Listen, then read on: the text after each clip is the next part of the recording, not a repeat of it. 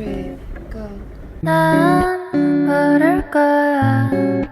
아마 날 모를 거야. 웃고 있는 내 모습. Hey guys, welcome back to my YouTube. I'm just going to be recording this over again because the last time I recorded it, I was a bit dry and I'm sounding kind of dry right now. But I'm about to tell about the time where this girl scam likely. Let me look for a text right now. Scam.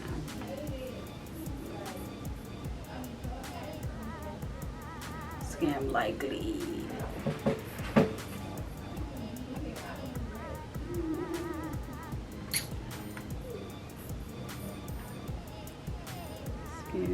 Likely, you see it, like, basically, like, you gotta be careful, and the moral of this story is to always just trust your gut.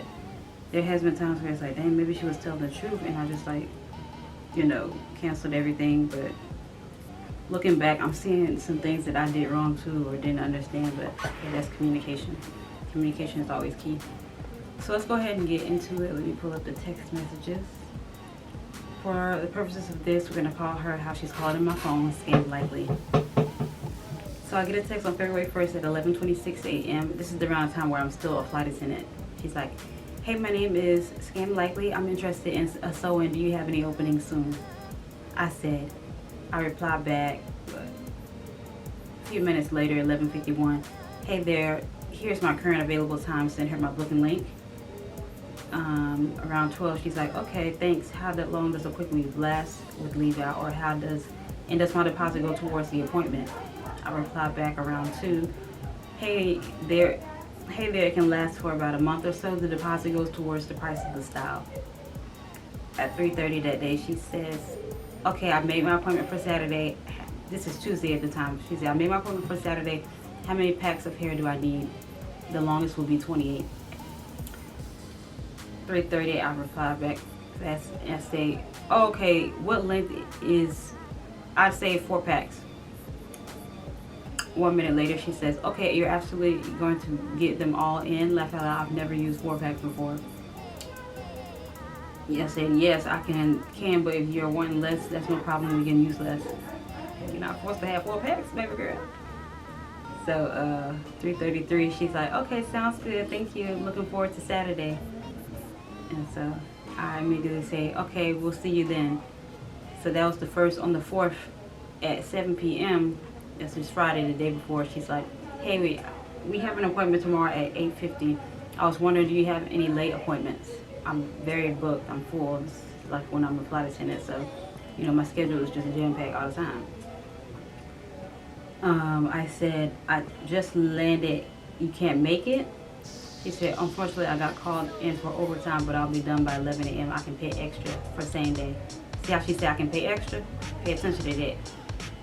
It's given that you got money, you can pay extra because you want to come late, right? It's given that. Pay attention. Okay, so then I say, oh, okay, I'll be with someone already. I have appointments literally back to back. I just actually landed. Let me look at the flights and let you know when I can squeeze you in. And I'm just saying all this. I guess I'm thinking maybe she already know I'm a flight attendant. But I was saying that I'll look at the flights because if I can come in earlier, that's when you can really squeeze in, because the time that I'm going to actually be here, I'm going to be booked up with appointments. So that's what I meant by let me look at flights. And alrighty, so I'm back. My memory card ran out of memory.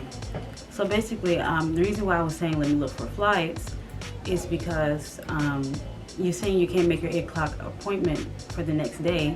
So I was saying, let me try to get in earlier to try to possibly fit you in, because like I said, I'm going to be full. So you're asking to be squeezed in at a later time, and I'm telling you, there's no availability. So that's why I said look at flights.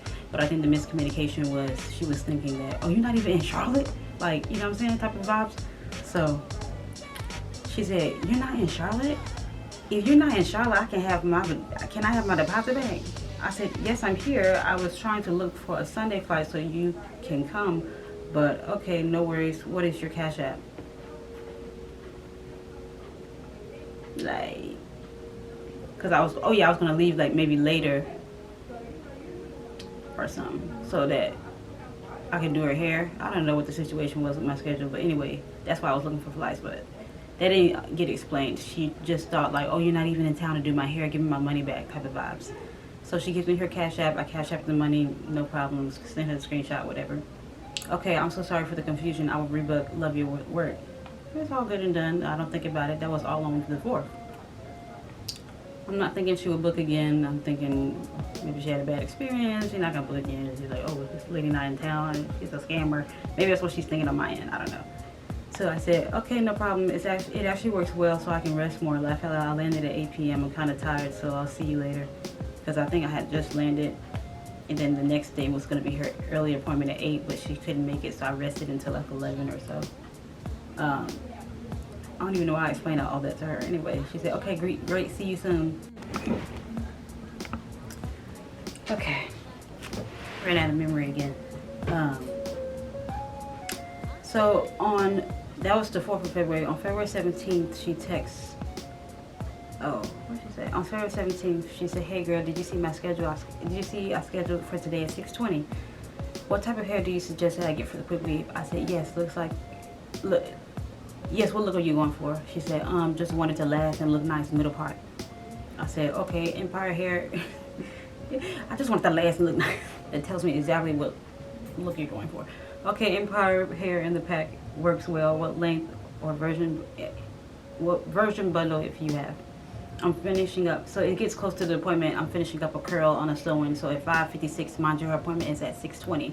On 5:56, just so she's not like startled that someone is in the room, I'm like, I'm finishing up a curl on a sew-in real quick. Just a courtesy text. I shoot it to her real quick. That's at 5:56. At 6:05, she says, hey, what time will you be ready? Let's give myself a little 10 minutes more. I said, how's 6:30? Or sooner, I'll be ready, you know. I said that at 6:05. At 6:21, minute past her appointment. Don't rush, I'm still at the hair store. Can you text address? Like, didn't you book the appointment while you look at your email? I mean, that's understandable. Maybe you don't want to look at your email. I text your address. No problem. Sent. I text address at 6:23. At 6:42, she says, we'll be there around 7. I said, okay. At 6:49, I say that. At 7:10, I give her a grace period. 7:10, I say, hey, how much longer will you be? Immediately, she calls me, crying. For the last 30 minutes, I've been waiting for somebody to send me money to get my hair done. What? For the last 30 minutes, you've been waiting for somebody to send you money to get your hair done. The other day, you was going to pay extra to... Where's the money? How'd you do your $50 deposit? How the day of your appointment, you don't have the money... an hour after your appointment would have started, you wouldn't have had the money? How are you at the hair store? All these red flags. I'm like, oh, how did you, as we're on the phone, I'm asking some questions. Because waiting on her, I was looking up the name, it's like, I can't find this person nowhere. So I asked her, oh, how'd you find my information? She's like, Instagram. Another red flag, because that means you're not even a referral, you're a stranger. Like, this could very much so be a setup. You could be, you know, wanting to be the last person to do something to me. I don't know. All these things are going on in my mind. So she's like, oh my God. And I'm like, you know, nobody's here. I'm going to go ahead and go home. I actually don't feel comfortable about the situation. I'm going to send you back your deposit. You know, I don't really feel comfortable about the situation anymore. And she's just like pleading with me. And then she gets me to say, okay, I'll do it tomorrow around 3. And I just say okay to that. But something in me is saying like, don't say okay to that. These things are not sounding right. So later on, after agreeing verbally, I text her, I say, hey there, I'm so sorry, I just prayed on it. And this situation is just not sitting right with me. I don't feel comfortable at all. I'll be returning your deposit. I hope you can understand. Immediately, she calls me again. It's like she don't want no black and white. She want to call and say everything. It's giving scam.